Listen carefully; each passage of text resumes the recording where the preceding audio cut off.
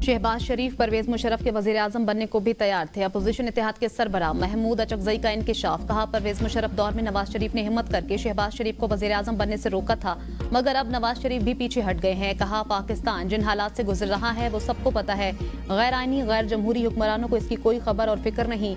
मुल्की मामलात पर अफवाज और अदलिया समेत तमाम इदारों की गोल मेज कॉन्फ्रेंस बुलाई जाए। जिस हुकूमत के पास जायज मैंडेट ही नहीं, उससे किस बात के मुज़ाकरात हो रहे हैं। हम मुज़ाकरात की कामयाबी के लिए दुआ करेंगे, मगर जहां ये मामला हो वहां दुआ कबूल नहीं होती।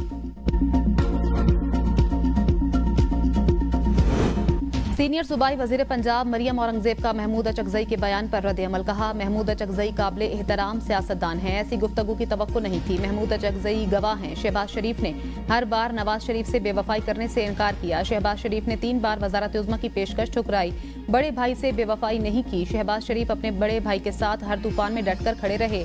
शहबाज शरीफ अपने भाई के साथ जेल भी गए, बदतरीन सौबतें भी बर्दाश्त की।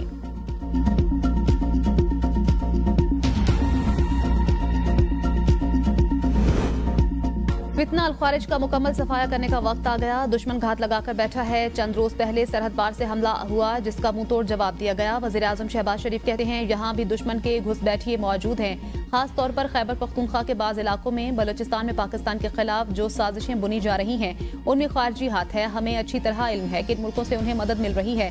सूबे, विफाक और दिफाई इदारे मिलकर एक मरबूत प्लान बनाएं। कौमी मुफाद सबसे अहम है। मुझे 100% यकीन है तमाम अरकान की यही सोच है। बतौर वजीर आजम मेरी कोई जाती पसंद नापसंद नहीं। डिजिटल महाज पर पाकिस्तान के खिलाफ जहर उगला जा रहा है। इस्लामाबाद पर हालिया यलगार के बाद सोशल मीडिया पर जिस तरह झूठ का तूफान उठाया गया और हकायक को मस्क किया गया, उसकी नजीर नहीं मिलती। रेंजर्स के जवान शहीद हुए तो झूठी खबरें घड़ी गईं। उसका सद्देबाप नहीं करेंगे तो तरक्की की तमाम कोशिशें दरिया बुर्द हो जाएंगी। पाकिस्तान से बाहर दोस्तनुमा दुश्मन और मुल्क दुश्मन एजेंट्स सोशल मीडिया पर मुहिम चला रहे हैं। ये एक बड़ा चैलेंज बन चुका है। सूबे और प्रोपेगेंडे की रोकथाम के लिए किरदार अदा करें। सियासी जमातों के दरमियान मुज़ाकरात जमहूरी अमल का अहम जुज़्व है। मौलाना फजल रहमान कहते हैं, अफाम व तफहीम से गुरेज और मुज़ाकरात से इनकार गैर जमहूरी रवैया है। मसाइल मिल बैठकर बातचीत के जरिए ही तय किए जा सकते हैं। मौलाना फजल रहमान से इरफान सिद्दीकी की मुलाकात। मुल्की सियासी सूरत हाल, मुज़ाकराती अमल में पेशरफ्त, तबादला ख्याल। इरफान सिद्दीकी ने मौलाना फजल रहमान को मुज़ाकराती अमल से मुतल्लिक भी आगाह किया। इरफान सिद्दीकी ने मदारिस रजिस्ट्रेशन का मामला हल करने के लिए मौलाना की कोशिशों को सराहा। मौलाना फजल रहमान का वज़ीर आज़म शहबाज शरीफ से टेलीफोनिक राब्ता। सूबों में दीनी मदारिस रजिस्ट्रेशन की कानून साजी के लिए वज़ीर आज़म से किरदार अदा करने की दरख्वास्त। वज़ीर आज़म ने भरपूर हिमायत वज़ीर आला से राब्ता की यकीन दहानी कराई।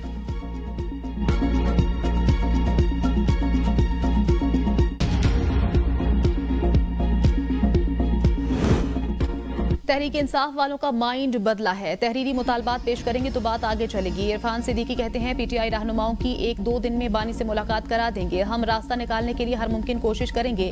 बगैर कशीदा माहौल मुज़ाकरात आगे बढ़ना खुशाइंद है। पीटीआई को समझ आ रही है मामलात बातचीत से हल होंगे। हमारी जमात के बहुत से सरकर्दा अफराद मुज़ाकरात को कबूल नहीं करते। वज़ीर आज़म ने मुज़ाकराती कमेटी बनाई। नवाज शरीफ ने मंजूरी दी। तवक्को रखनी चाहिए कि मामलात ठीक होंगे। सियासी अदम इस्तेहकाम का बयानिया हमारे जहनों में डाला जा रहा है।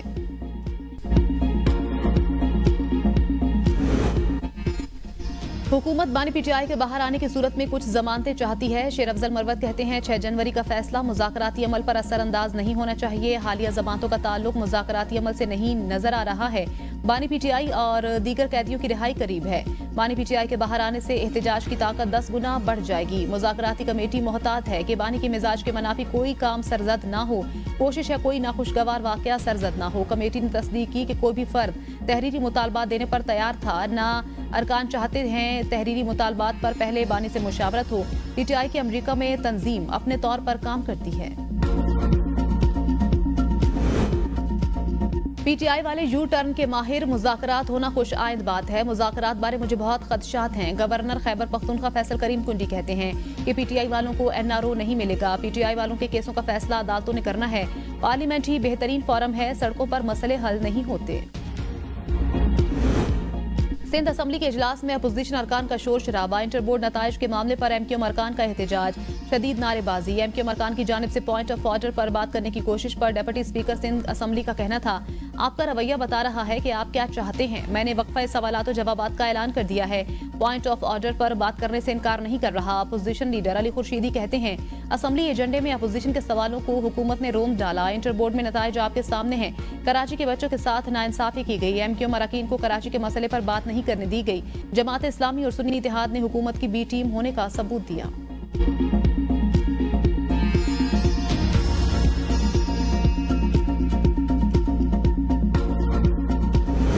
चेयरमैन कराची इंटर बोर्ड अमीर कादरी को ओहदे से हटा दिया गया। वजीर आला ने मंजूरी दे दी। शरफ अली शाह नए चेयरमैन मुकर्रर। अमीर कादरी से बगैर इजाजत बैरून मुल्क जाने पर वजाहत भी तलब।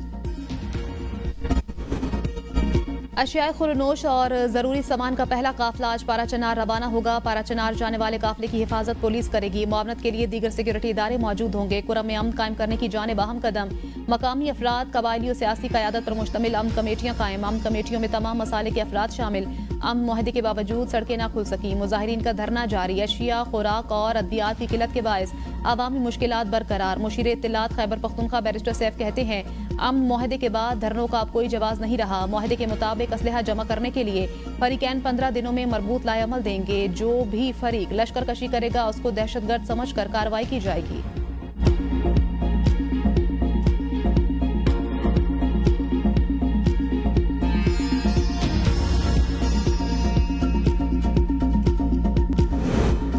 जुडिशल कमीशन का इजलास 17 जनवरी को तलब। इजलास में इस्लामाबाद हाईकोर्ट और बलूचिस्तान हाईकोर्ट में एडिशनल जजेस की तैनातियों पर गौर होगा। सिंध हाईकोर्ट में एडिशनल जजेस की तैनाती का इजलास 23 जनवरी। पेशावर हाईकोर्ट में एडिशनल जजेस की तैनाती का इजलास 1 फरवरी। लाहौर हाईकोर्ट में एडिशनल जजेस की तैनाती का इजलास 6 फरवरी को होगा। इस्लामाबाद हाईकोर्ट में 4, सिंध हाईकोर्ट में 12, लाहौर हाईकोर्ट में 10, पेशावर हाईकोर्ट में 9 और बलूचिस्तान हाईकोर्ट में 3 एडिशनल के लिए नामजदगियों पर गौर होगा।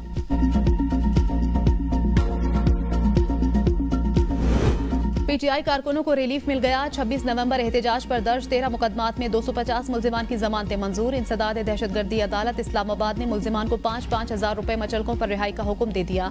150 मुल्जिमान की जमानत की दरखास्तें खारिज। थाना बनीगाला के मुकदमे में 18 मुल्जिमान की जमानत बाद अज गिरफ्तारी मंजूर। थाना कोहसार के मुकदमे में 43 मुल्जिमान की जमानतें मंजूर। 1 मुल्जिम की दरखास्त खारिज। थाना शहजाद टाउन के मुकदमे में 9 मुल्जिमान की दरखास्तें जमानत मंजूर। थाना नून में 17 मुल्जिमान की जमानतें मंजूर। 1 मुल्जिम की दरखास्त खारिज। थाना अपारा के मुकदमे में 70 मुल्जिमान की जमानतें मंजूर। 25 मुल्जिमान की दरखास्तें जमानतें खारिज की गईं।